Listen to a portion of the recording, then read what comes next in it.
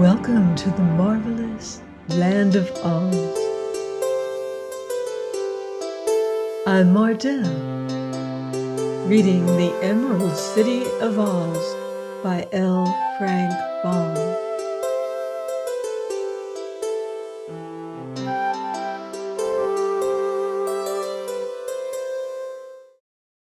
Chapter 17. How They Came to Bunbury.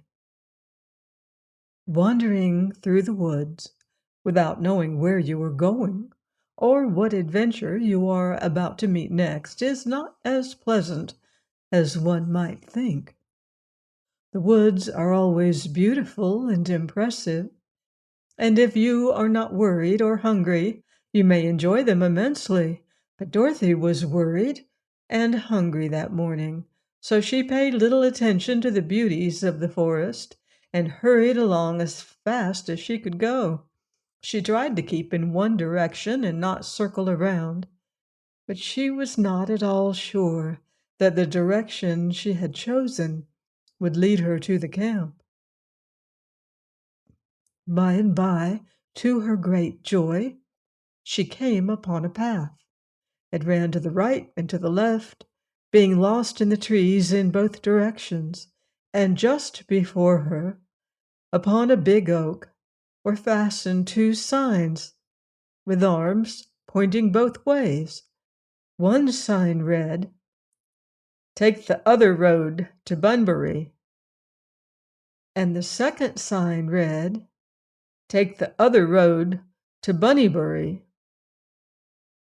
"Well," exclaimed Billina, eyeing the signs, "this looks as if we were getting back to civilization again." "I'm not sure about the civilization, dear," replied the little girl, "but it looks as if we might get somewhere. That's a big relief, anyhow." "Which path shall we take?" inquired the yellow hen. Dorothy stared at the signs thoughtfully. "Bunbury sounds like something to eat," she said. "Let's go there." "It's all the same to me," replied Billina. She had picked up enough bugs and insects from the moss as she went along to satisfy her own hunger, but the hen knew Dorothy could not eat bugs, nor could Toto. The path to Bunbury seemed little traveled, but it was distinct enough, and ran through the trees in a zigzag course until it finally led them to an open space filled with the queerest houses Dorothy had ever seen. They were all made of crackers, laid out in tiny squares, and were of many pretty and ornamental shapes, having balconies and porches with posts of breadsticks, and roofs shingled with wafer crackers. There were walks of bread crusts leading from house to house and forming streets, and the place seemed to have many inhabitants. When Dorothy, followed by Billina and Toto, entered the place, they found people walking the streets, or assembled in groups talking together, or sitting upon the porches and balconies. And what funny people they were! Men, women, and children were all made of buns and bread. Some were thin and others fat. Some were white, some light brown, and some very dark of complexion. A few of the buns, which seemed to form the more important class of the people, were neatly frosted. Some had raisins for eyes and currant buttons on their clothes. Others had eyes of cloves and legs of stick cinnamon, and many wore hats and bonnets, frosted pink and green. There was something of a commotion in Bunbury when the strangers suddenly appeared among them. Women caught up their children and hurried into their houses, shutting the cracker doors carefully behind them. Some ran so hastily that they tumbled over one another, while others, more brave, assembled in a group and faced the intruders defiantly. Dorothy at once realized that she must act with caution in order not to frighten these shy people who were evidently unused to the presence of strangers. There was a delightful fragrant odor of fresh bread in the town, and this made the little girl more hungry than ever. She told Toto and Billina to stay back while she slowly advanced toward the group that stood silently awaiting her. "You must excuse me for coming unexpected," she said softly, "but I really didn't know I was coming here until I arrived. I was lost in the woods, you know, and I'm hungry as anything." "Hungry?" they murmured in a horrified chorus. "Yes, I haven't had anything to eat since last night's supper," she explained. "Are there any eatables in Bunbury?" They looked at one another undecidedly, and then one portly bun man, who seemed a person of consequence, stepped forward and said, "Little girl, to be frank with you, we are all eatables. Everything in Bunbury is eatable to ravenous human creatures like you, but it is to escape being eaten and destroyed that we have secluded ourselves in this out-of-the-way place, and there is neither right nor justice in your coming here to feed upon us." Dorothy looked at him longingly. "You're bread, aren't you?" she asked. "Yes, bread and butter. The butter is inside me so it won't melt and run. I do the running myself." At this joke all the others burst into a chorus of laughter, and Dorothy thought they couldn't be much afraid if they could laugh like that. "Well, couldn't I eat something besides people?" she asked. "Couldn't I eat just one house or a sidewalk or something? I wouldn't mind so much what it was, you know." "This is not a public bakery, child," replied the man sternly. "It's private property." "I know, Mr. "My name is C. Bunn, Esquire," said the man. "C stands for cinnamon, and this place is called after my family, which is the most aristocratic in the town." "Oh, I don't know about that," objected another of the queer people. "The Grahams and the Browns and Whites are all excellent families. There are none better of their kind. I'm a Boston Brown myself." "I admit you are all desirable citizens," said Mr. Bunn rather stiffly, "but the fact remains that our town is called Bunbury." "Excuse me," interrupted Dorothy, "but I'm getting hungrier every minute. Now, if you're polite and kind, as I'm sure you ought to be, you'll let me eat something. There's so much to eat here that you will never miss it." Then a big puffed up man of a delicate brown color stepped forward and said, "I think it would be a shame to send this child away hungry, especially as she agrees to eat whatever we can spare and not touch our people." "So do I, Pop," replied a roll who stood near. "Why, then, what do you suggest, Mr. Over?" inquired Mr. Bunn. "Why, I'll let her eat my back fence if she wants to. It's made of waffles, and they're very crisp and nice." "She may also eat my wheelbarrow," added a pleasant-looking muffin. "It's made of Nabiscos with a zuzu wheel." Very good," remarked Mr. Bunn. "That is certainly very kind of you. Go with Pop Over and Mr. Muffin, little girl, and they will feed you." "Thank you very much," said Dorothy gratefully. "May I bring my dog, Toto, and the yellow hen? They're hungry too." "Will you make them behave?" asked the muffin. "Of course," promised Dorothy. "Then come along," said Pop Over. So Dorothy and Billina and Toto walked up the street, and the people seemed no longer to be at all afraid of them.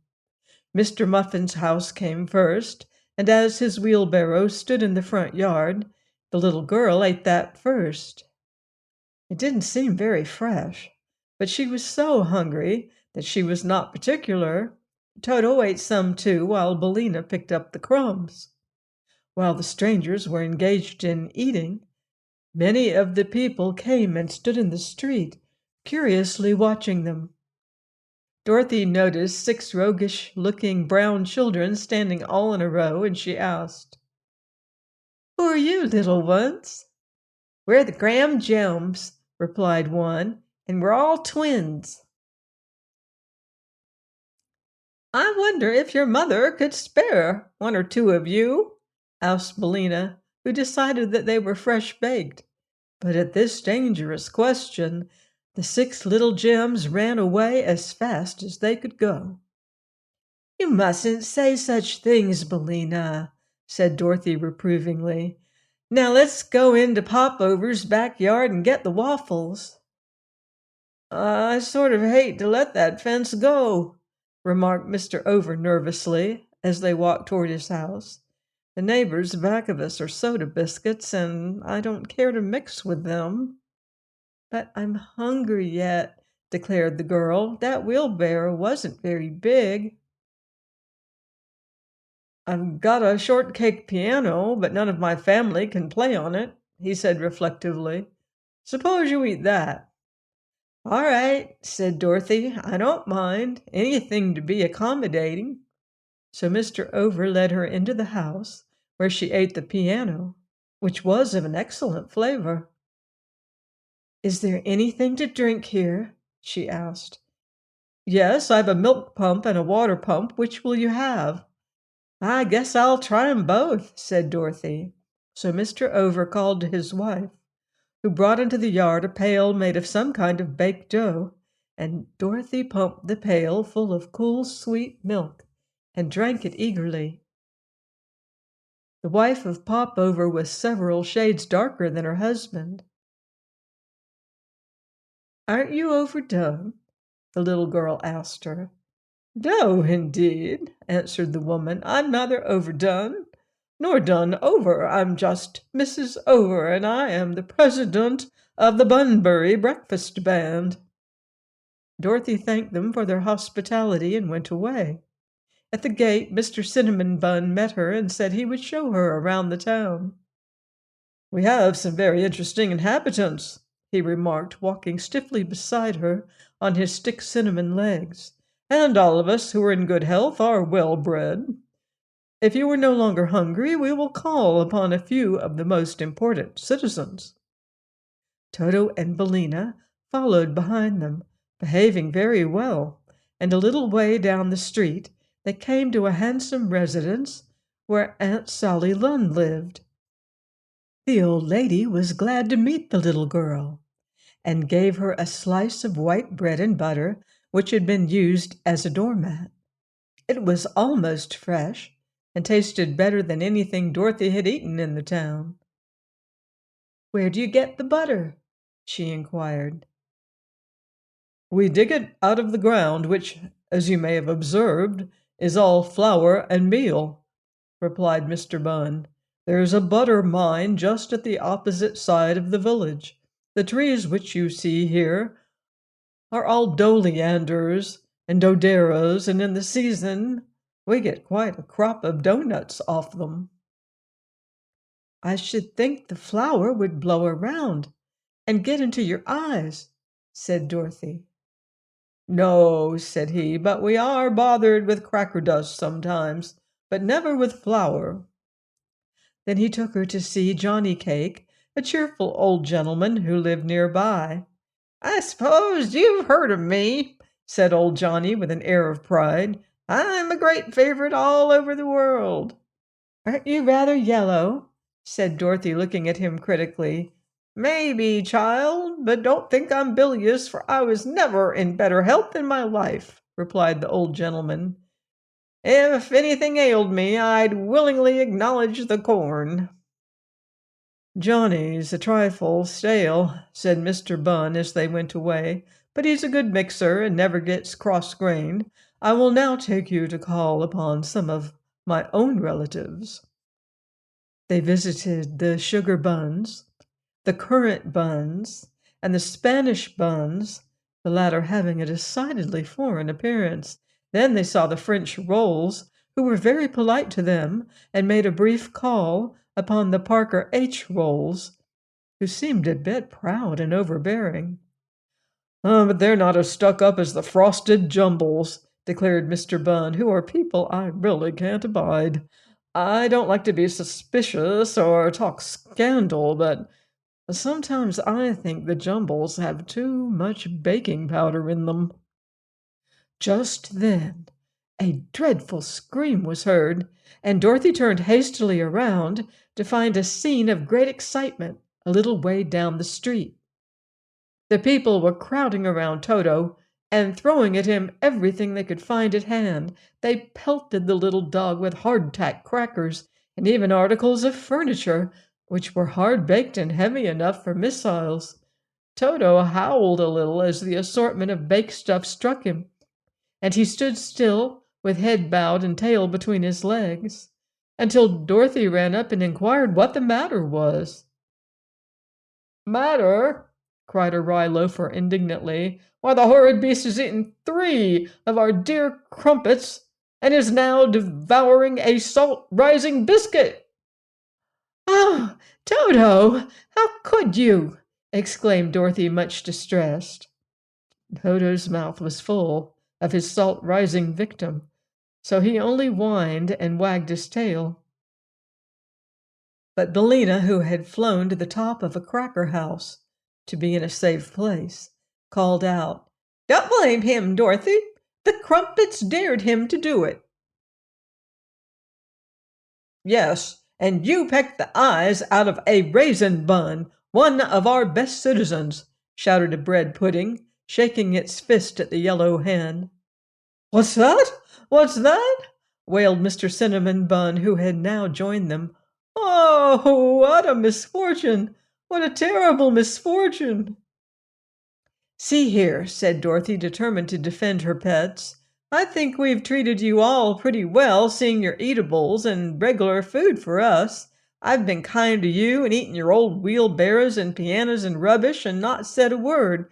But Toto and Billina can't be expected to go hungry when the town's full of good things they like to eat, 'cause they can't understand your stingy ways as I do." "You must leave here at once," said Mr. Bun sternly. "Suppose we won't go?" asked Dorothy, who was now much provoked. "Then," said he, "we will put you into the great ovens when we are made and bake you." Dorothy gazed around and saw threatening looks upon the faces of all.